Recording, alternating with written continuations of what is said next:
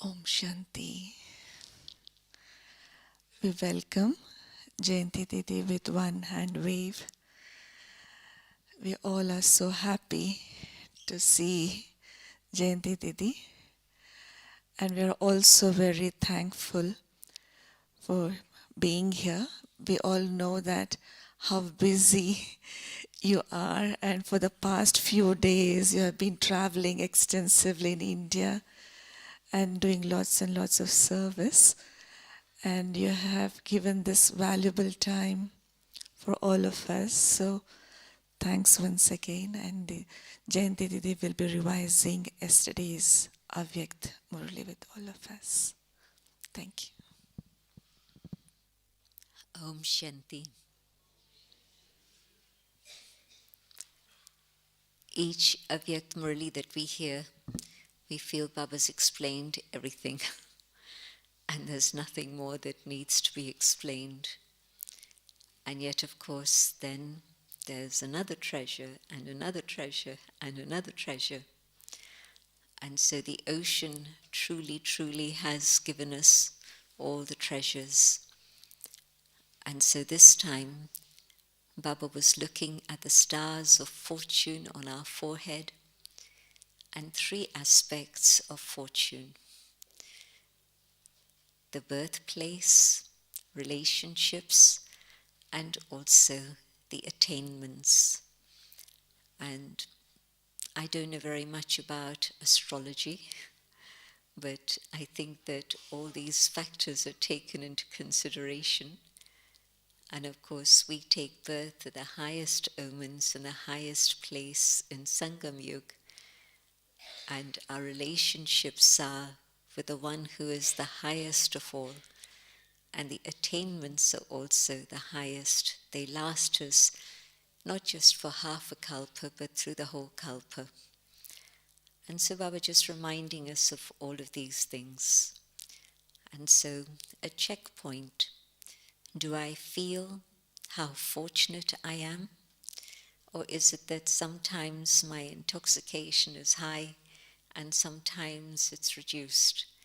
And when it reduces, then do I need help from others to be able to be uplifted again?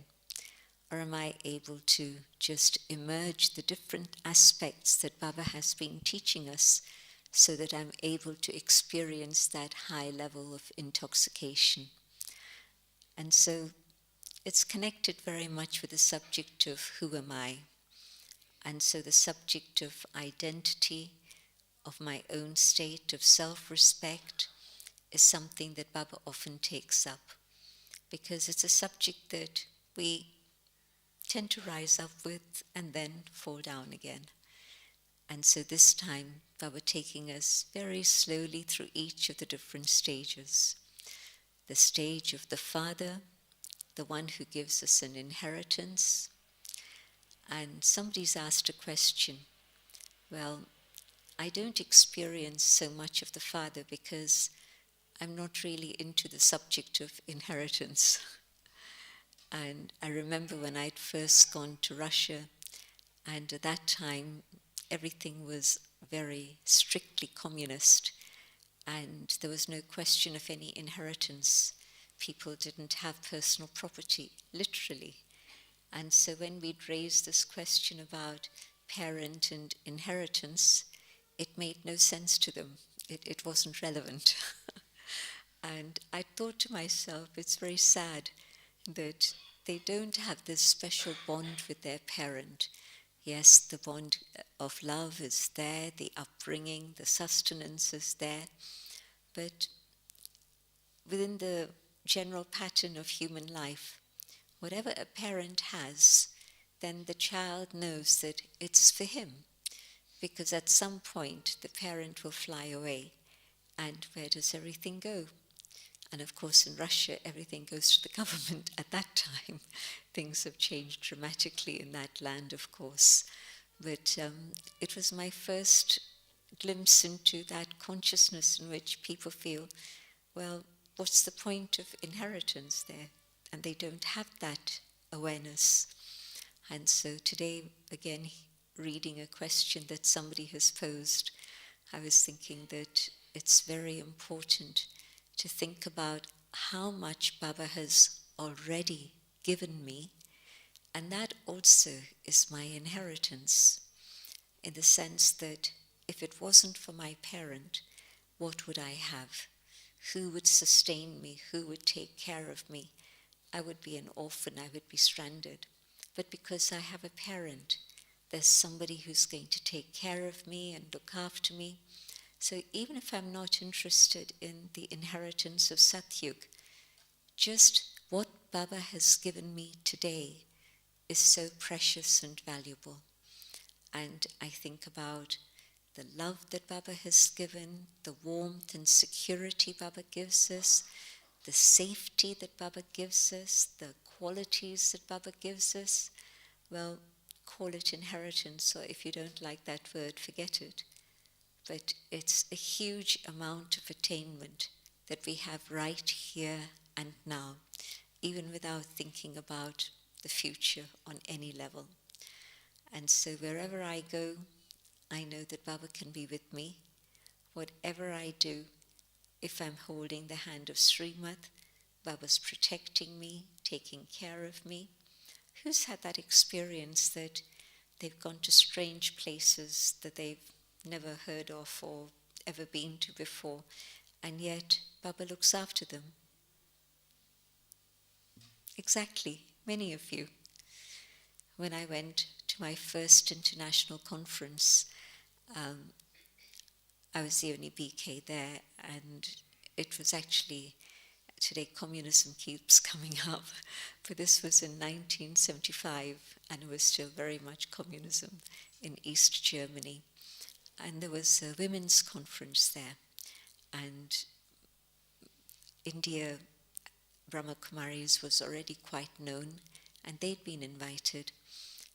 And in those days, to think about sending somebody from India to Germany for a conference for 4 days, and there was no center, of course, there, it didn't make sense. And so they asked Dadi Janki to send me to Berlin, which was just down the road. So that was easy. And there was not a single person I knew, literally. And everybody seemed to be very, very high in their professions. I was part of the Indian delegation, so there was a woman who was a judge. There were other people, very high-level professionals. And I thought, what am I doing here? And then I had to remind myself, well, Baba sent me here. And so then just maintaining that inner state of dignity and self-respect, and lovely contacts were made, very good friends were made, and service happened. But that then laid the foundation for many other things later, going to, again, a country, literally the other side of the world, Guyana. Now we know where Guyana is because the Brahmin map has shown us a very powerful family there. But at that time, when I hadn't even understood where is Guyana and who lives in Guyana, so I knew one person, the person who'd invited me, and it was like 9-10 hours journey flight from London, so it's really the other end of the world. But again, Baba arranged everything so beautifully. So truly, the inheritance we get from our Father now is the inheritance of that safety and care and protection, but also great happiness. Just remember Baba, and the soul's able to fly up above, and there's happiness. So definitely a huge inheritance now, but also for the future, for those of us who know that Satyug is coming. Well, how could we go to Satyug if it wasn't for Baba training us, teaching us? There was a lovely Sakar Murli in which Baba spoke about, I think it was a few days ago, that he's come to create Satyug. But before Satyug can come, he has to make his children worthy of being in Satyug. So again, how could I go to a world where there's infinite peace and happiness and purity and truth and all the things that our hearts long for if it wasn't for Baba. Baba creates Satyug but prepares us and makes us worthy to be in that world. So truly, just think about God and all the things that God gives you as a result of you being His child. And the Supreme Teacher, and this lovely expression that Baba used, that teachings are always considered to be a source of income. And never mind income, also status, position. But what is the highest position that a person can attain even in today's world? It would be to be part of a royal family. And I don't think anybody would have a question about that. And of course, yes, at the end of Kali Yuga, royalty isn't always as it should be. But still, the royalty we all witnessed when it was Queen Elizabeth's funeral, that was something that was quite incredible. Her dignity was being spoken of, her love for people, and the way people loved her. It was stunning to see the expression of love that people had for this one individual. And the dignity with which everything happened, the precision, the accuracy, everything flowing seamlessly. And I thought to myself, if this is royalty at the end of Kali Yuga, can you imagine what royalty must be like in Satyug? And of course, Satyug is whenever it comes. But today, Baba reminded us that the royalty and the dignity that we have is when we are masters of our physical senses and masters of our inner faculties, Swaraj, self-sovereigns. I remember when we started Call of Time, there was an author who'd been invited by people who knew what was happening in the world out there, and he'd written a book about self-sovereign. And I asked them, because I don't often get a chance to read books, and certainly I hadn't read this one. And his name was Charles Handy. I don't know whether he's still famous or not famous anymore, but at that time he was quite famous. This is at the end of the 90s. And they told me that the book was very simple in the sense that where there's a lot of people who now work for multinationals, multinational corporations, and the corporation tells you, okay, you finish your work here and now we're going to send you from America to Africa, or you're in Africa and they tell you we're going to send you now to Asia, and they make you get ready within a week. They don't even give you a month's notice, but we want to have you go from here to there, to there, to there. And they have their own reasons, but of course it brings much upheaval to children. Their schooling, their education, their home life, everything. And so more and more people at that point were wanting to be able to determine the future of their life themselves. And so the question was how to be a self-sovereign. And so they were just talking about that. And the whole book was about how to take control of your own life and your own destiny. And of course, being in a job is one thing. But here's Baba showing us how we can design our own destiny for the whole cycle. And so, am I going to be a slave to my tongue? I know something's not good for my health, but as soon as I see it, I really, really want to take it. I really feel I must have this. I know it's not good for my health, but I can't restrain myself. Or cigarettes, alcohol, drugs, worse things, all the time. And here's Baba just giving me enough power to be able to be soul conscious and say, I don't need any of those things. I am the master of my own life. And I can be the master instead of a slave. Early days in London, and I remember a woman coming, and when she first came, she said that does she have to stop smoking before she can meditate? And I said, no, you meditate first, and then that'll give you the power to stop smoking. And she didn't comment on anything after that. She just took the course. And then after about 5 days, not even the full course, after 5 days, she came with a big beaming smile for the next lesson.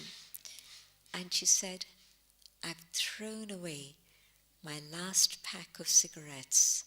I said, congratulations. And she said, you don't know what a big achievement this is for me. And I used to smoke 40 cigarettes a day, 40. And it was money going in smoke, literally. But also I knew it was damaging for my health, but I couldn't do anything about it. And this morning, I looked at the packet and I asked myself the question, who's more powerful, you or me? And I decided I was more powerful, and I threw away the pack. And so this is a very external thing, but you can see how at the end of Kali Yuga, people have lost power to be able, they don't have enough power to be able to manage their own physical senses and their own life. And so to be a sovereign of all my senses, what are my eyes seeing? Do I linger on things that are not useful? What are my ears listening to? What am I thinking about? That's deeper. But first the physical senses and then the inner senses. I look at the statistics of mental issues now, health issues, and never mind the pandemic that we've just been through. Bigger than that pandemic is the pandemic of mental issues, mental ill health. And who knows what to do anything about it? The circumstances, the situations in life are such that it's difficult to give help. And here's Baba telling me, your each and every thought is valuable. Your each and every moment is valuable. And so, can I use my mind in the right way? If I connect with Baba, Baba gives me enough power to be able to do that. And so Baba giving us this beautiful title of being self-sovereigns. And so through study, through Baba's knowledge, Baba's teachings, the highest position that anybody can ever attain. And that too, not just for 1 birth, 2 births, 3 births, but for half the cycle.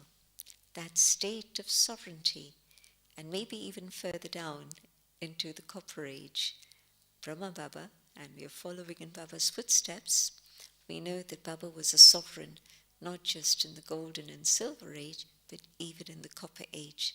The king who built the Somnath temple, the big one, King Vikramaditya, the one who conquered all sin. So, yes, he's lost one of his crowns, but yet he's still a king, an emperor. In fact, not even just a king, but a whole empire.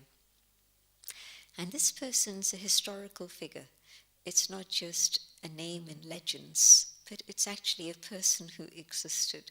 This emperor whose kingdom, empire existed over Asia and the Middle East, huge distances. And so if we had that much sovereignty in the Copper Age, again, just imagine what was Satyug like. But today, to be the master of my own mind, now that is victory. To be the master over my feelings, now that is something that people would love to be able to have. And Baba teaches us how to do all of that. And then the Satguru. And the Satguru teaching us the highest direction, Shrimat, the elevated instructions that can make us the highest amongst humans. And Baba alerting us to the fact that we recognize that Shrimat is important, but sometimes we forget. And in that moment, when I forget and I come into body consciousness, then it's at that moment that my mind starts playing mischief. And instead of obeying Baba's directions according to the way that he teaches us, I begin to interpret it in a way that's comfortable for me, in a way that I want, and I take advantage of what Baba is saying and I twist it in a specific way. And so my mind's used to playing tricks. And so it's playing tricks now and saying, well, even if it's not 4 o'clock, if it's 4:15, what's the difference? It's okay.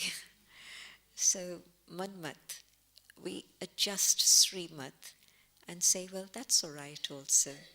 So different things happen, but Manmat comes in. And Parmat, sometimes Baba talks about Parmat as even being what we study in the scriptures. And I'm sure all of you have given up studying the scriptures a long time ago. But yet, some people, even when they come to Baba, yet there are certain things in scriptures that they'll feel, well, I have to do this, otherwise it won't be right. But more than the scriptures is the influence of people, and where there becomes a connection with any one individual, whoever it may be. It may be a Brahmin friend, it may be a non-Brahmin friend, it may be my doctor, it may be my lawyer, it can be anybody, a relative of mine. And whatever they're going to say, I have to understand that they're going to speak from a human perspective. And what God is telling me is from a divine perspective, God's perspective. Humans will always have a limited awareness of what's going on. If you were to ask a person today, do you want to go and spend 2 weeks on top of a mountain in Abu? They'd say, I've got so many other things to do, I don't want to do that. Or even where somebody begins to appreciate a little bit of meditation, a little bit of solitude, they say, 2 weeks? What am I going to do there for 2 weeks? So you can see that human perspectives are very different to Brahmin perspectives. But even within Brahmin perspectives, each one has a different level of understanding. Each one has a different level of effort, as Baba reminded us. And so I have to be very careful. Am I being influenced by anyone in the Brahmin family or outside the Brahmin family? And if I allow myself to be influenced, I'm going to move away from Shrimat. And if I've moved away from God's instructions, I lose God's protection. That's the issue. If I want God's protection, I have to stay under that canopy. I move out of that canopy because I've let go of Baba's hand, because I've given importance to human instructions rather than God's instructions.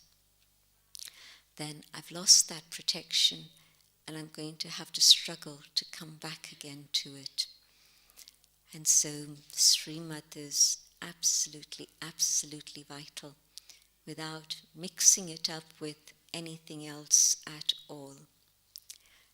And then Baba reminding us that Baba wants to take all his children back home with himself, but we have to be ready, and not just ready, but ever ready.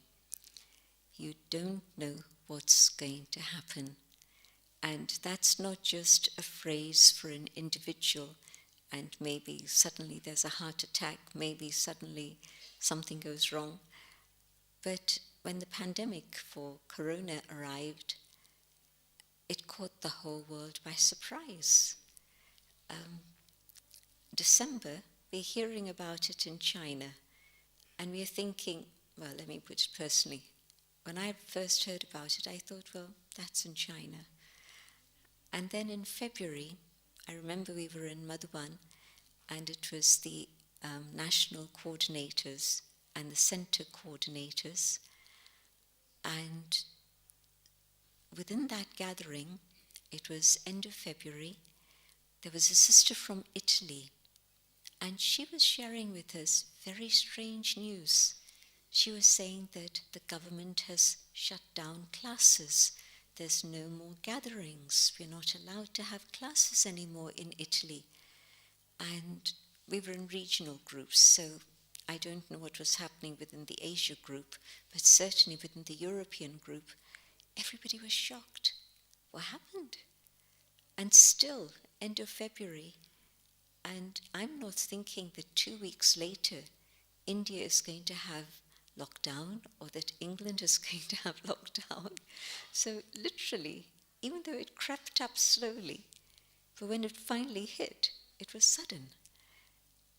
And of course then we all had our own experiences of what happened in those 2 years. But my point that suddenly can be anything, anytime at this moment now. You cannot rely on anything, not even governments, especially governments. In Britain we had 3 prime ministers in the space of 3 months. Can you imagine it? Upheaval, upheaval, upheaval. And the country lost over a few billion pounds within the space of 3 days. Suddenly. And so when Baba says, are you ready? Are you ever ready? If Baba were to say, come, am I going to give Baba an excuse? Baba, hold on, I didn't do this, I didn't do that, I need to do this. No. When Baba calls, I say yes, and I can fly. And so Baba also spoke about how some children say, Baba, we know that we are the Master Almighty Authority, but somehow we forget and we are not able to invoke the power that we need to at the time we need it. And Baba giving a very, very clear answer to that question, why? And Baba saying very simply, it's because you're not seated on your throne of authority. If you're set on your seat of inner authority, then how is it that the powers don't obey you? Sit on your seat and all the powers will be available for you. But if you're not sat on your seat, then there is no authority. And then you can be saying, well, why not, why not, why not? But it's not going to work. It's if you come back to your seat of authority, in your seat of self-respect. And Baba told us that Baba gives you many, many different aspects of self-respect.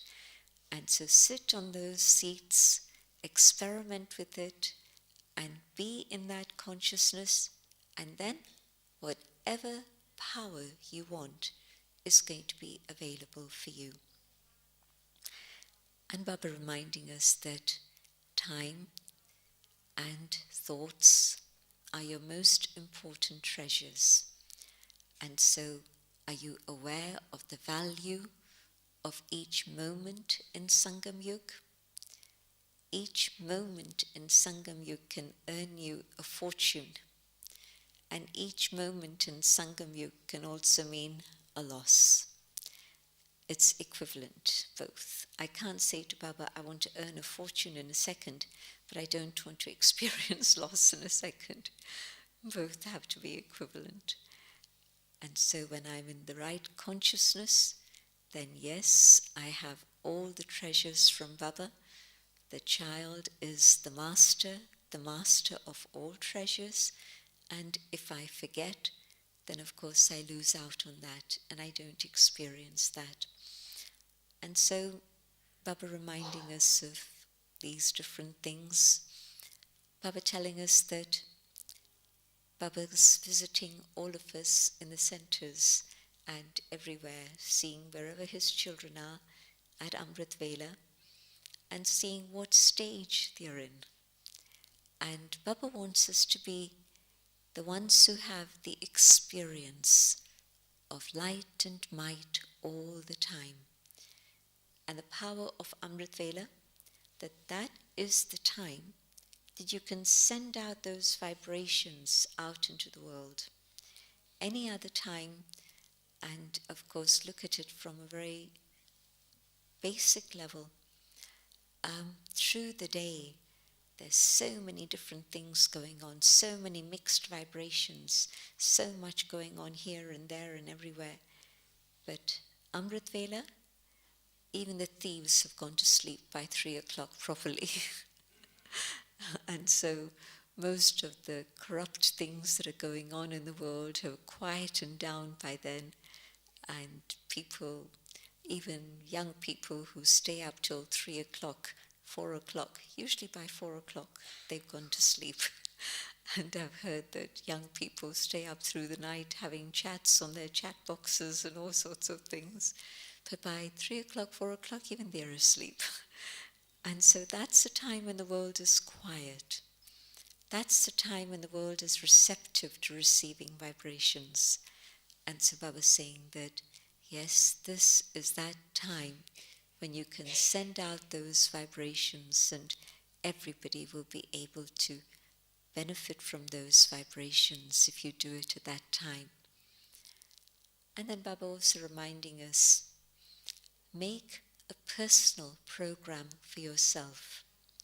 So often what happens is that we wait for the Santinivasis to make a program, we wait for the seniors to decide what's going to happen, and they have to think about 50 other things, and so maybe it's a bit slow in happening.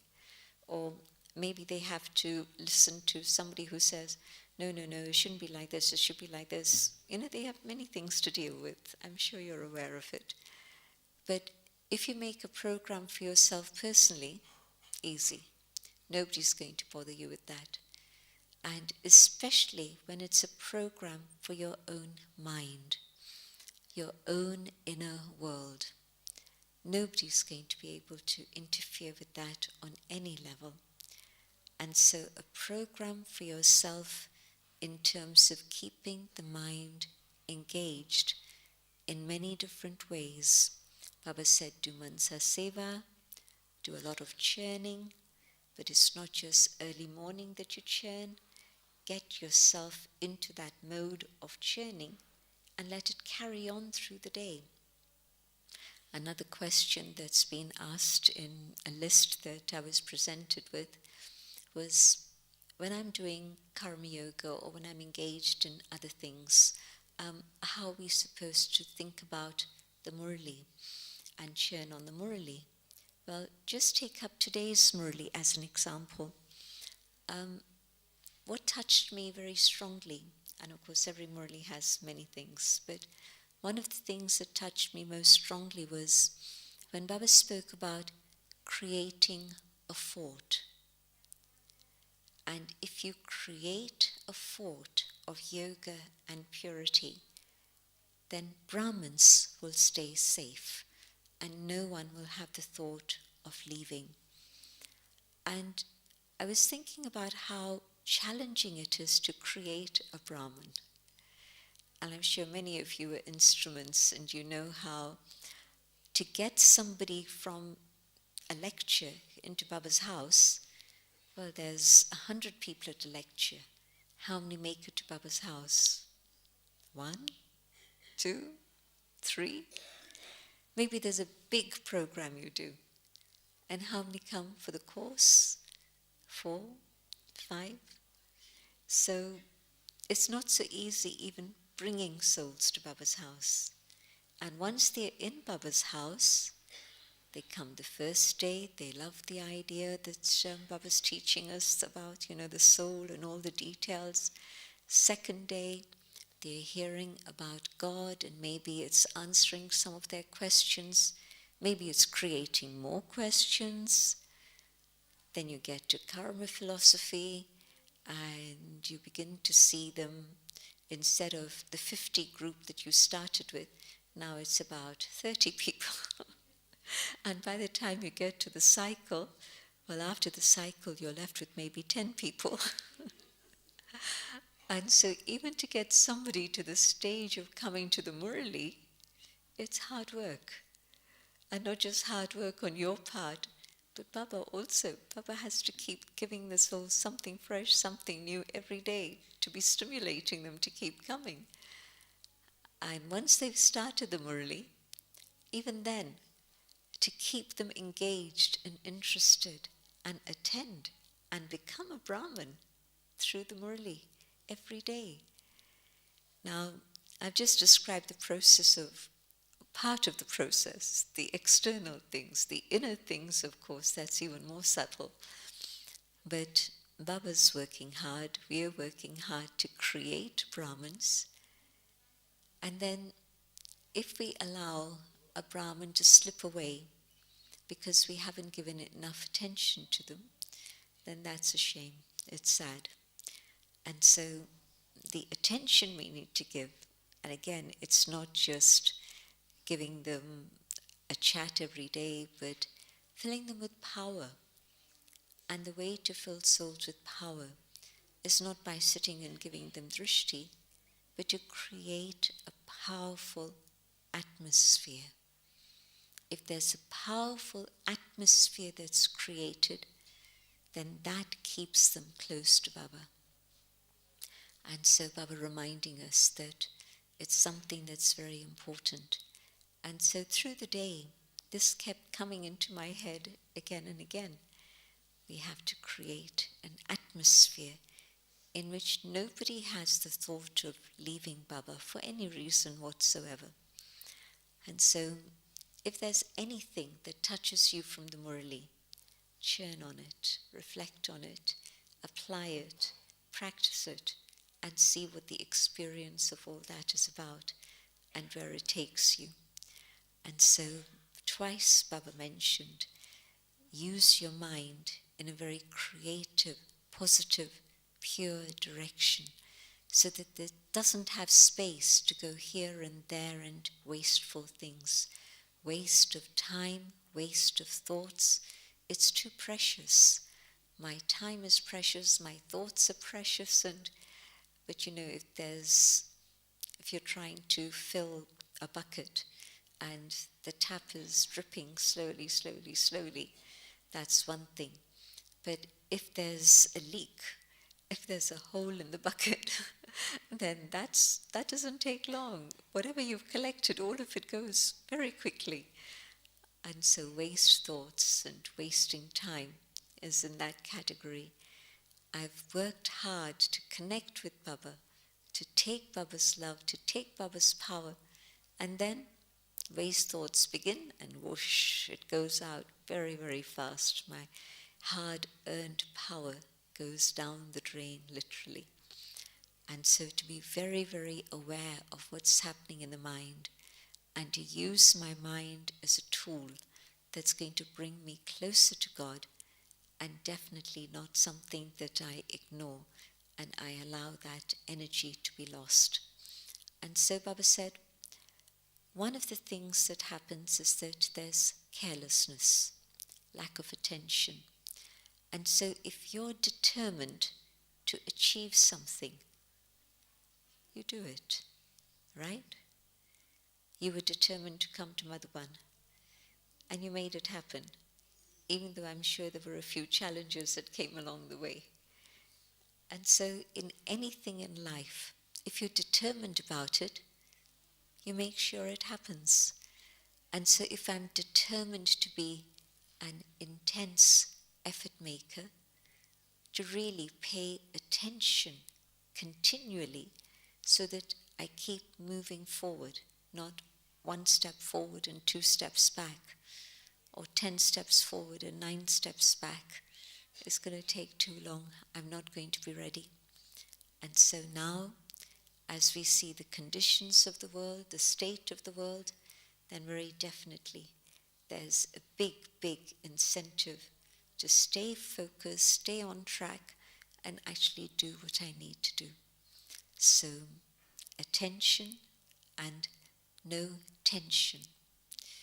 Again, Baba talking about Amrit Vela and saying that one of the other reasons why there isn't that power to keep that highest stage of light and might and share that with the world is because sometimes there's waste thoughts and sometimes there's tension.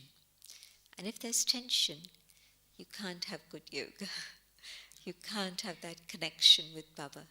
Waste thoughts and your mind is scattered here and there. No connection. And so both of these things, Baba said, don't be careless about it and say, oh, it's okay, it'll be fine at the end. Well, the end is now, and I have to make sure that I am ready. And so, very practical Murli from Baba, very loving, very powerful, and very practical. Things that we can actually apply immediately in our life. And so those are the best Murlis, where Baba's giving us tools to be able to do what we need to do to attain our angelic form, to attain that stage in which, yes, truly, I'm content that I've done my best. Otherwise, we've had the opportunity and we've let it slip through our fingers. We haven't made full use of it. But be with Baba and make full use of every opportunity that drama is offering. So I'm sure that here in Madhvan you've done that. Am I right? Yes? Good. Madhvan is a place to train the mind, to focus and concentrate, so that that is a gift you take away from Madhvan. And I'll just read the questions. The first question was actually about the Murli, and so I think I've answered that question, how to keep the mind busy with the Murli, even though we have many other things to attend to.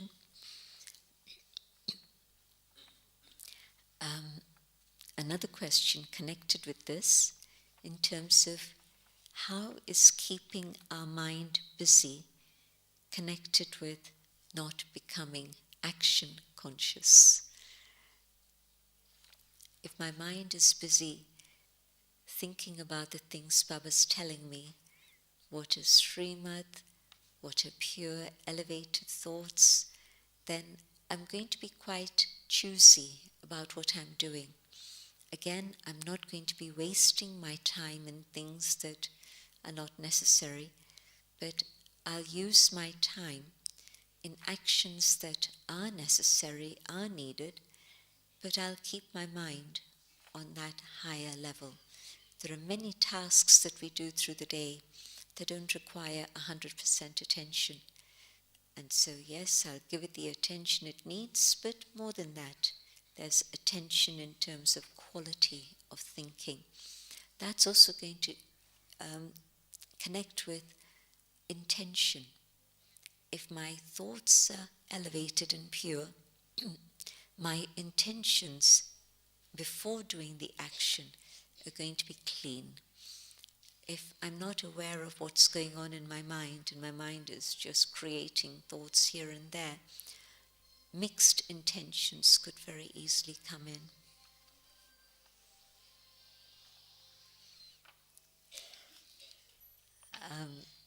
We stay busy mentally in the office whole day. Does being busy in this way, can it be included in our timetable of being busy? No.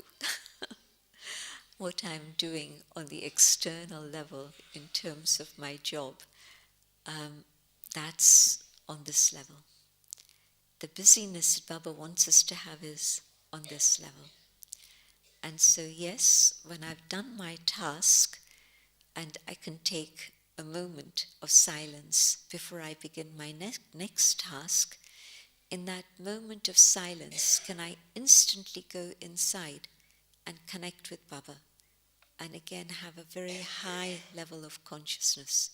But I'm thinking about all my work, that's definitely here at this level. It's not on that level. Okay, I struggle with the relationship of father because I can't connect with the idea of inheritance. Well, I hope that person's experienced some benefit from just thinking about what God gives us now. Most of us are experiencing settlement is speeding up no matter where we are based. Is it important to invest extra attention to make our stage stronger to face the settlement? Yes, definitely. Baba underlined it. And not just yesterday, but generally, the thing that Baba's been cautioning us about is that sthiti se parasthiti par vijay. Your stage, swasthiti, the inner stage of the self, is the power with which you're able to overcome whatever are the situations, the challenges, the difficulties, the settlements that are coming your way. And if you haven't created that elevated consciousness within yourself, you won't have the capacity to deal with situations. And so, yes, definitely, when Baba is saying intense effort maker, it means give yourself that time and attention to create a very elevated stage of consciousness that isn't shaken by anything. Where did the concept of omnipresence come from? Did we begin it in the Copper Age? Is it a memory of our experience with Baba now? There are two things that happen in Sangam Yuga that have led to this concept coming up in the Copper Age, and it came from Brahmins, and then it was interpreted in however way. Firstly, it is where Baba says, where do I live? I live in the hearts of those who are Brahmins. And so, where is God? He is in your heart, in your heart, in your heart, in your heart, in your heart, in each one's heart. And so definitely we would say God is omnipresent. And then the other thing that Baba's been telling us in recent times, each one's face and behavior should give others the feeling of God's presence. Now, your face is sparkling and it's reminding me of God. Your face is sparkling and your behavior is angelic. And so it's again reminding me of God's presence. And so if God is present here, here, and here, and here, and here, and here, here, you can see that, yes, definitely the concept of omnipresence begins in Sangam Yuga. Not even in the Copper Age, it begins in Sangam Yuga. And then there's the memory of that in the Copper Age also. Now, this is a very interesting question, but I haven't churned it too deeply because I don't think I can.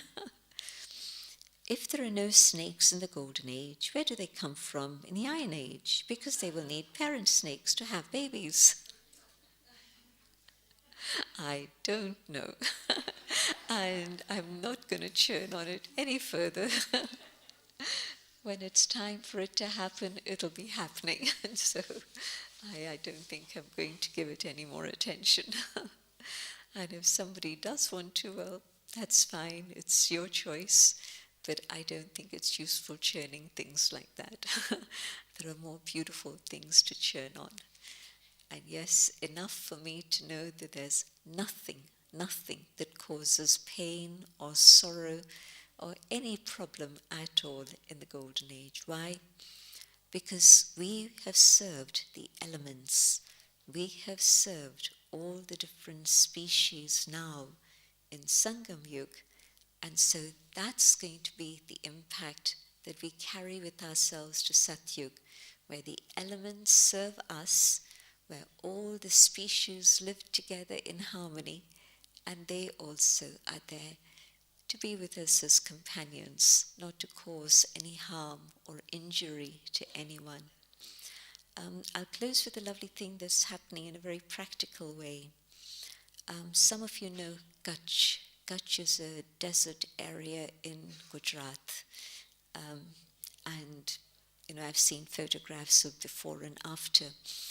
And there's a small group of Brahmins who's actually been doing service in Kutch. And they started off with that idea of yogic agriculture. And they had beautiful results in an area which is desert.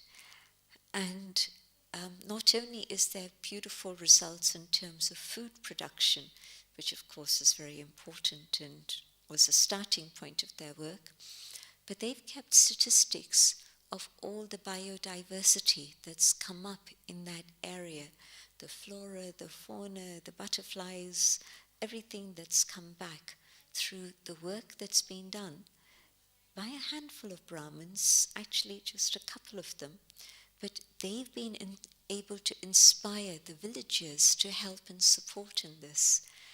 And they're living the life in a basic, simple way as the villagers are living. And so they're part of the community. And so they've been doing this work. So it's amazing to know of some of the things that are going on in Bharat. But really, yogic agriculture and how we're taking care of nature, giving respect to nature, giving love to nature, taking care of it, it's that love and care. And we might not be able to go off to Kutch and do the same thing there, but wherever it is we are, just to give good vibrations to nature every single day, and nature will be there to help you, support you, and care for you. There was a lovely expression that came in the message when Dadi Kumarka passed away. And Dadi Gulzar, of course, was the one who brought back a very detailed message about that whole scenario.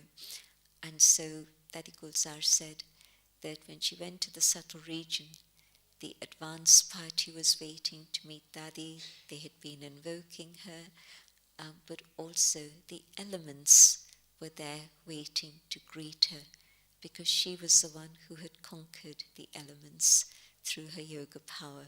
So when there was pain, she was able to go up above, beyond the pain. And so just imagine all the elements waiting to receive you and greet you when you leave. So that's the stage of our relationship with nature and all the species. They're not going to harm us. They're not going to trouble us on any level. Om Shanti. Thank you very much, Jayanti Didi, for such a deep explanation of the today's Murli and deep insights. Thank you very much. We will meditate for half an hour now until 7:30.